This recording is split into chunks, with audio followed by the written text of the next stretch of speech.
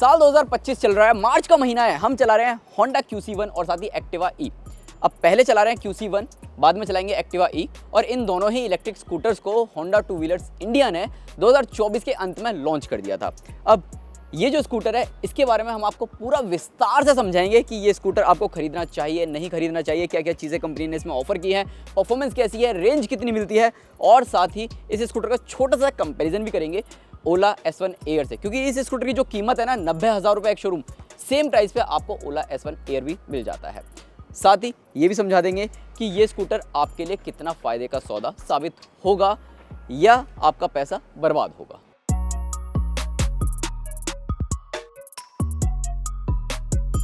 शुरुआत अगर हम लुक्स एंड डिज़ाइन से करें तो Honda QC1 दिखने में काफ़ी ज़्यादा प्रीमियम नज़र आता है।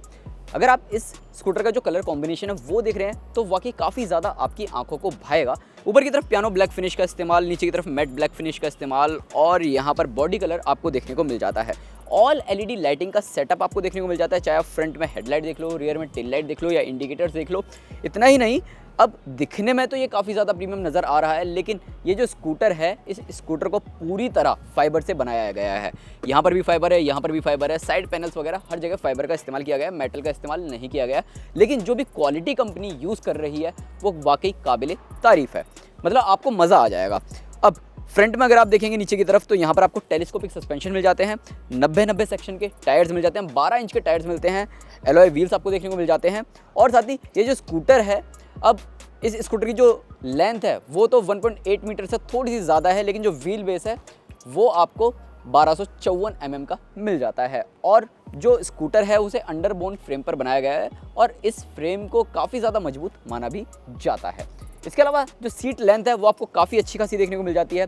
रेयर में जो सस्पेंशंस हैं उन्हें अगर आप देखेंगे तो वो स्प्रिंग्स दिए गए हैं और उन्हें आप 5 तरीक़ों से एडजस्ट कर सकते हैं। ग्रेव हैंडल्स अगर आप पीछे की तरफ देखेंगे तो उनकी जो क्वालिटी है वो भी काफ़ी ज़्यादा बढ़िया है, पियानो ब्लैक फिनिश में आपको देखने को मिल जाते हैं।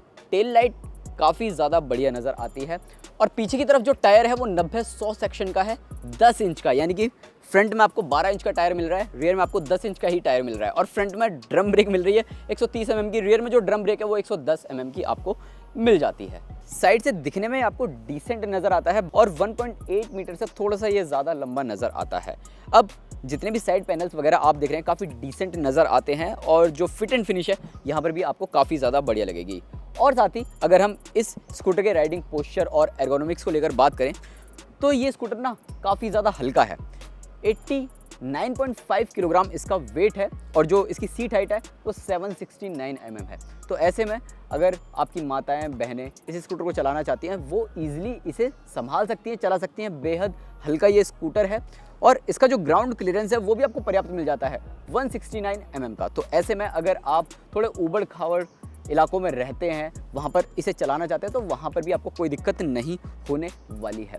इतना ही नहीं, अगर आपकी हाइट 5 फीट या इससे कम है तो भी ये स्कूटर आपको किसी तरीके की कोई दिक्कत देता हुआ नज़र नहीं आता है। अब देखो हल्का तो है, साथ ही साथ अगर आपकी हाइट 6 फीट या उससे ज़्यादा है तो यहाँ पर जो लेग स्पेस है वो भी आपको इनफ मिल जाता है। इतना ही नहीं, स्टोरेज के मामले में भी ये आपको परेशान नहीं करता। 1.45 लीटर्स का आपको यहाँ पर ग्लव बॉक्स मिल जाता है जिसमें आप अपना सामान रख सकते हैं। ऊपर की तरफ एक Type-C USB पोर्ट मिल जाता है जिसके चलते आप अपना स्मार्टफोन चार्ज कर सकते हैं।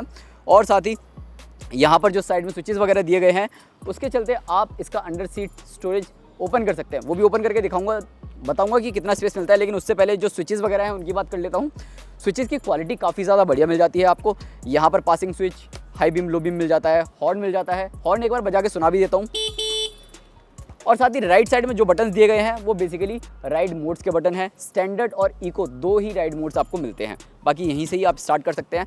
ऊपर की तरफ आपको 5 इंच का नेगेटिव डिस्प्ले मिल जाता है जिसमें आपको तमाम जानकारियाँ मिल जाती हैं और इसमें बैटरी परसेंट वगैरह तो देखने को मिल जाती है, लेकिन रेंज कितनी है वो आपको पता नहीं चलती है। बाकी odometer, speedometer, trip A, trip B, ये सारी जानकारी आपको इसमें ईजिली मिल जाती है। QC1 इलेक्ट्रिक स्कूटर की जो सीट है उसकी जो लेंथ है अच्छी खासी मिल जाती है, कुशनिंग भी आपको बढ़िया मिल जाती है। और अगर आप सीट ओपन करते हैं तो यहाँ पर आपको 26 लीटर का बूट स्पेस मिल जाता है और सीट के ऊपर यहाँ पर कुछ टूल किट्स भी लगाई गई हैं जो कि काफ़ी बढ़िया तरीके से लगाई गई हैं। और मेरे हाथ में है ये फुल फेस हेलमेट। अब इस फुल फेस हेलमेट को मैं रखता हूँ इसके अंदर और देखता हूँ कि क्या इसका जो बूट है वो प्रॉपर बंद हो पाता है या नहीं। अब प्रॉपर तो नहीं हो पा रहा है, लेकिन हाँ इस तरीके से आप ज़रूर बंद कर सकते हैं। तो फुल फेस हेलमेट इसके अंदर आ चुका है और इसके अंदर आ चुका है। अब मैं एक चीज़ और दिखाता हूँ। हेलमेट आने के बाद भी मेरे पास काफ़ी सारा स्पेस यहाँ पर मुझे मिल रहा है, जहाँ मैं कुछ ग्रॉसरीज़ वगैरह या छोटा मोटा सामान यहाँ पर रख सकता हूँ।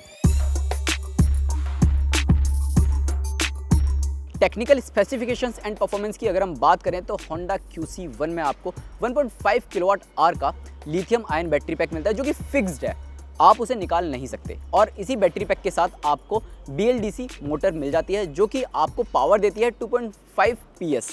अब कंपनी क्लेम करती है कि सिंगल चार्ज पर ये स्कूटर 80 किलोमीटर तक की रेंज ऑफर कर देता है। 2 राइड मोड्स मिलते हैं, स्टैंडर्ड एंड इको। स्टैंडर्ड पर जो टॉप स्पीड है, कंपनी बोलती है 50 किलोमीटर पर आवर है, लेकिन मैंने इसे 53 kmph तक की रफ्तार पर दौड़ाया। और जो इको है उसमें आपको 30 किलोमीटर पर आवर तक की स्पीड ही मिलती है, हालांकि 32 kmph तक आप इसे दौड़ा सकते हैं। अब जो रेंज कंपनी बोल रही है, क्लेम कर रही है 80 किलोमीटर सिंगल चार्ज पर, उस हिसाब से जब हमने इस स्कूटर को चलाया, हमने इसे 100% पे स्टार्ट किया, फिर उसके बाद जब 50% इसमें जूस रह गया था, तब तक ये स्कूटर चल चुका था 28 किलोमीटर से थोड़ा सा ज़्यादा।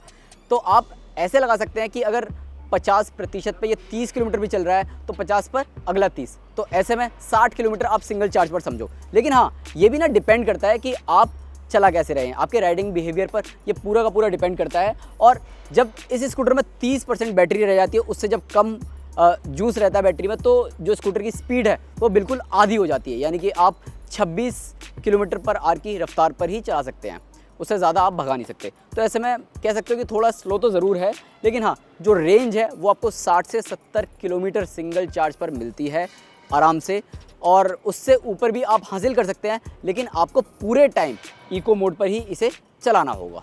अब राइड क्वालिटी की अगर हम बात करें तो सस्पेंशन थोड़े से स्टिफर साइड है, लेकिन हाँ, छोटे मोटे गड्ढे में ये काफ़ी बढ़िया काम करते हुए नज़र आते हैं। और तेज़ रफ्तार पर अगर आप इस स्कूटर को चला रहे होते हैं तो ये काफ़ी बैलेंस्ड नज़र आता है, मतलब बहुत ही ज़्यादा ये झूलता हुआ सा तो नज़र बिल्कुल भी नहीं आता है।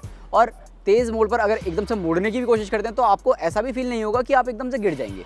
तो यहाँ पर भी जो आपका आत्मविश्वास है वो डाउन नहीं होता है। बाकी ब्रेकिंग की अगर हम बात करें तो ब्रेकिंग काफ़ी ज़बरदस्त है, आपको CBS ब्रेकिंग सिस्टम मिल जाता है, जो कि काफ़ी बढ़िया काम करता हुआ नज़र आता है। इतना ही नहीं, यहाँ पर आपको हैंड ब्रेक भी मिल जाता है, जिस तरीके से आपको एक्टिवा में मिल रहा है ना, वैसे ही आपको यहाँ पर मिल जाता है। आप आराम से ब्रेक को इस तरीके से लॉक करके भी रख सकते हैं अगर आपने कहीं थोड़ा से इंक्लाइन पर इस स्कूटर को पार्क किया हुआ है। अब देखो, Honda Activa E और Honda QC1 में ना एक बड़ा डिफरेंस ये है कि आप इस स्कूटर को अपने घर पर ईजिली चार्ज कर सकते हैं, लेकिन Honda Activa E में सिर्फ और सिर्फ स्वैपेबल बैटरी का ही ऑप्शन है।